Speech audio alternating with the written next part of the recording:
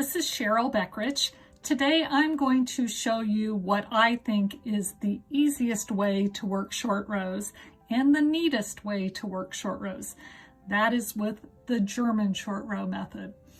That's what was used on this swatch. The swatch is done in pink, except for the short rows, which are done in white. Can't see any gaps, can't see any wraps. There's a very smooth transition between the pink portion of the swatch and the white portion of the swatch. Of course, you can see there's extra fabric there because we've created some extra rows with the short rows in white. But other than that, it kind of seamlessly flows from one color to the other. Here's how you do German short rows. Okay, with German short rows, you can use them on any pattern just like you would with the wrap and turn, but the patterns are more commonly written with the wrap and turn method in mind. So the pattern will generally say something like, work until there are 5 stitches before the marker and then wrap and turn.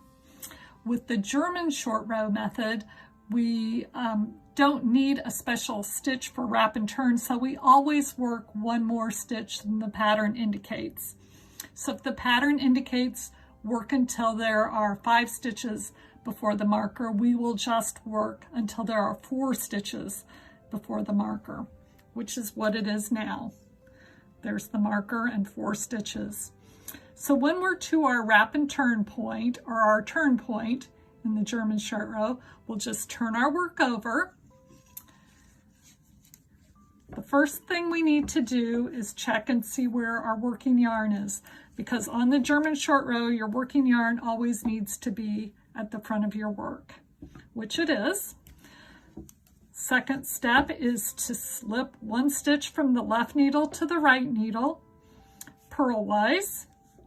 The third step is to grab the working yarn, take it over the top of the needle, creating this double stitch, and it also creates a gap between the adjacent unworked stitch.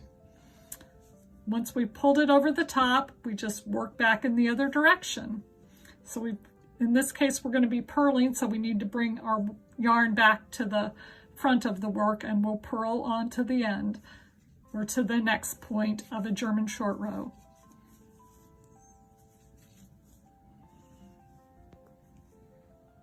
We are to our next turning point, which is, again, 4 stitches before the marker.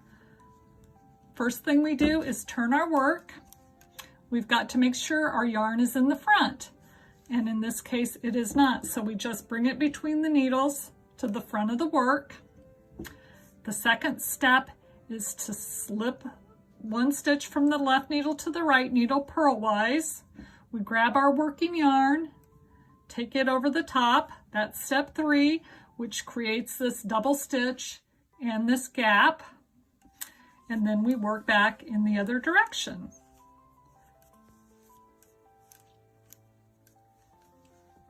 We're going to work back until we're 4 stitches past the last turning point. We can see this double stitch here was the last turning point, and we will count that as 1 stitch. 1, 2, 3, 4. So we've worked until we're 4 stitches before the last turning point. So step 1 will be to turn our work. Step 2 is to make sure the working yarn is at the front of the work, which it is. Step 3 is slip from the left needle to the right needle purlwise. Step 4, take the working yarn and pull that stitch over the top of the needle, creating the double stitch. You can see the one from the previous turn is right there, and this one here. Then we'll go back to the next turning point, which will be 4 stitches before the last turning point. 1, 2, 3, 4. So we just have to work a few stitches here. 1, 2, 3, 4. We're ready to turn. Go back the other way. So we turn, make sure our working yarn is in the front, slip purlwise from the left needle to the right needle, take our working yarn, pull that stitch over the top, creating the double stitch, which is right there, our gap right here. And for the purpose of this demonstration, we're done working our short rows. We've done 2 on each side, 1 turn here, 1 turn there, and then the other way is 1 turn here and 1 turn there. Now it's time to finish our first half of the stitches, which will be the stitches on this left needle. And we're going to work all the way to the end of the row this time. So we'll just start knitting because we're on the knit side of our fabric. We'll knit the first 2 stitches and then we come to a double stitch. So we are just going to work this as a regular knit stitch, but we want to make sure we go under both legs of the double stitch and just knit those 2 together, which is basically all there is to it. It's just like working a regular knit stitch or a knit 2 together. We'll come to the next double stitch. Just insert our right hand needle underneath both of the legs of the double stitch, knit them together, and on to the end of our row. We're coming back the other way now to finish off the second half of our German short row stitches, our double stitches.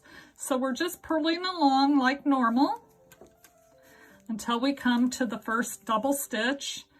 And just like on the knit side, on the purl side, we're just going to make sure we insert our right needle underneath both legs of that double stitch, purl them together.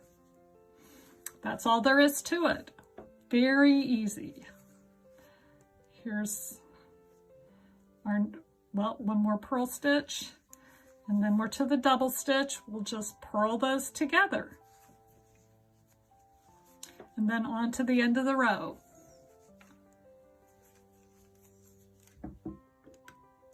We've completed both of our finishing rows now, and we'll just take a look at the right side of our work. Hold this up a little bit closer. Again, very neat and clean. No gaps, no wraps that had to be hidden. It all is just done with working those double stitches as a knit 2 together or a purl 2 together. Come back for a refresher anytime you need a little update on German short rows. But if you're anything like me, I think this will become your go-to method, and it's just so easy. You don't even have to think about it every time like I always did with wrap and turn. I would always have to give myself a little refresher every time I did it, even though I've done them many times. So thank you so much for watching. I hope you love the German short rows as much as I do. Bye-bye.